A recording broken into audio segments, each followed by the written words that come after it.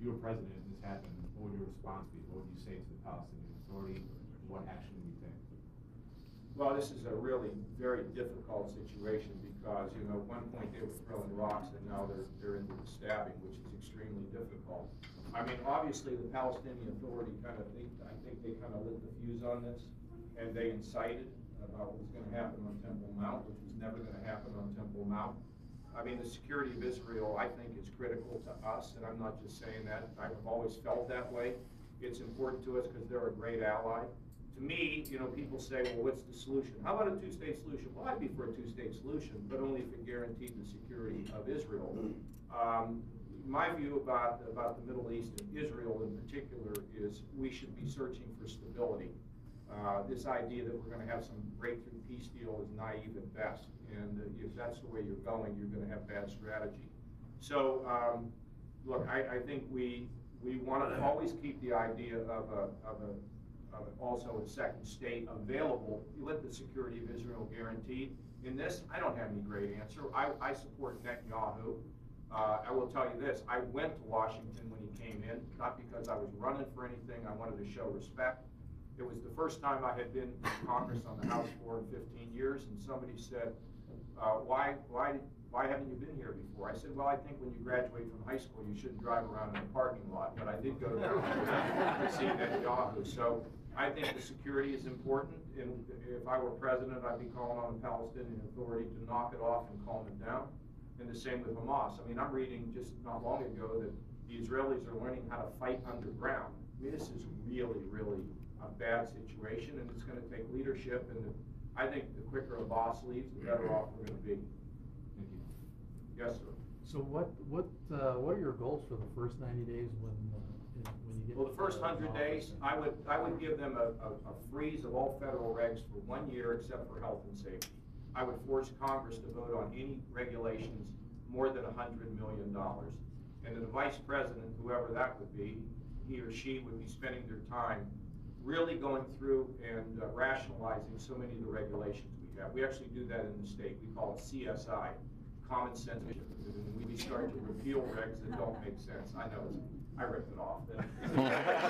Nobody sued me.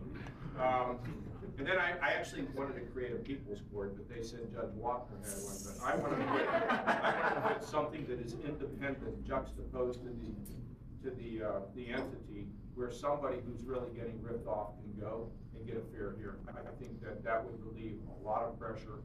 So those three things would be on the regulatory side. On the tax side, corporate rate of 25. You know, investment in plant equipment, write it off that year. Bring the profits home, maybe a 5% for the first tranche, but then after that, no double taxation. On the individual side, 28, 25, 10, capital gains at 15, and then a fiscal plan to bring some sanity into it. But included in that would be taking welfare, education, Medicaid, infrastructure, and job training out, bringing it back, eliminating the Commerce Department, which is we don't need that, shifting the entities, the valuable parts of that entity to other places.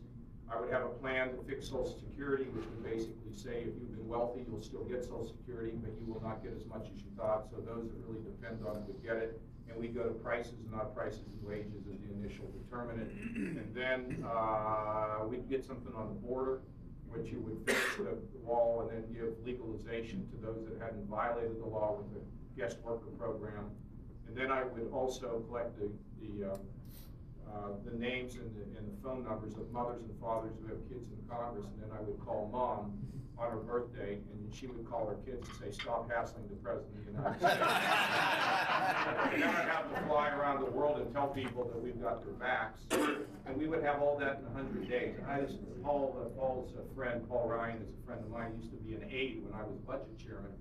And he knows exactly what would come if I win. So it'd be very ideal, very fast, shock and awe in the first 100 days.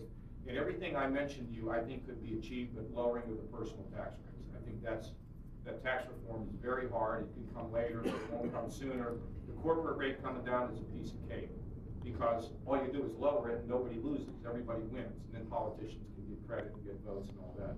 But we have to heal the rift up there because you got to have some Democrats involved.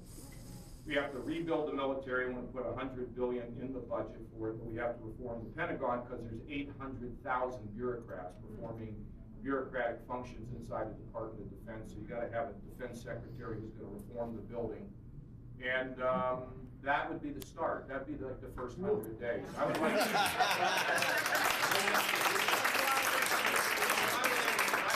Governor of Ohio, we were $8 billion in the hole, 20% of our operating budget. We were down 350,000 jobs. I went to New York, Don, and the rating agencies told me we're going to downgrade you because Ohio cannot come back, and everything is going to just fall apart. Our pensions were rickety and rockety; they weren't working, and now we're $2 billion in the black. We're up 420,000 jobs. We've cut taxes by $5 billion. Our pensions are secure. Our credit is AA+. And we're helping all these people who live in the shadows. All has happened within 4 or 5 years. Is it because I'm so smart? No, but I have good people, and they're dedicated. And the other thing you need to understand is I don't give a hoot about politics, and I don't really give a hoot who you are, and I don't really give a hoot what you gave me. You know, you elect me, I'm the CEO, I'm going to go in and do this job. And if I start playing games, that's when you fall. If you keep it up on the high level and you just try to solve problems honestly and fairly, I think you can get it done. And we need to get this stuff done because we're drifting. And then I would also encourage and do a lot of effort in the communities telling people, fix your schools. Look, in this city, we're going to stop the violence. I mean, it's going to take everybody here.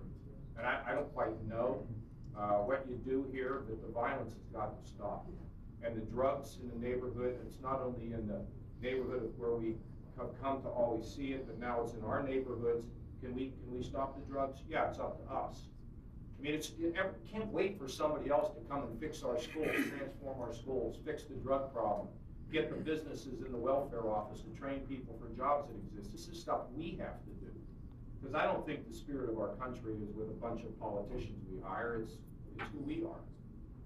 And people seem to get that. They want to believe that they can make a difference. And I think, you know, that's what it really is all about. So. I'm sorry, we've got to, one more question.